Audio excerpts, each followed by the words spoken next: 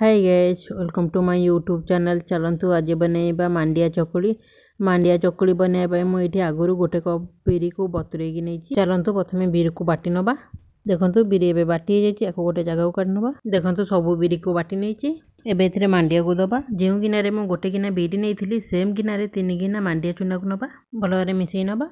एबे पानी को ऐड करबा। देखो भल भाव मिसई नहीं। एबे 7 ରୁ 8 घंटा रेस्ट पाई छाड़िबा। मते को सखाळु बनायार थिला सेति जको मु राती रे गोळी के को रखि देथिले।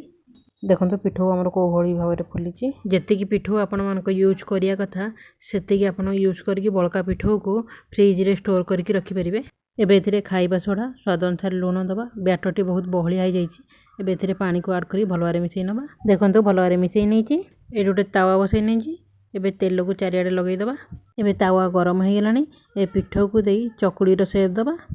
एबे को कवर कर नबा। देखंतु चकुली गोटे साइड हो गलानी, ताको एबे उल्टै नबा।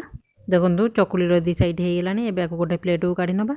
देखंतु सेम प्रोसेस रे सब चकुली को बने नैची। देखंतु चकुली केते नरम होईची। मो रेसिपीटी जदि आपन मन भल लागिथो निश्चय शेयर, लाइक, कमेंट, सब्सक्राइब करिवे। Thank you.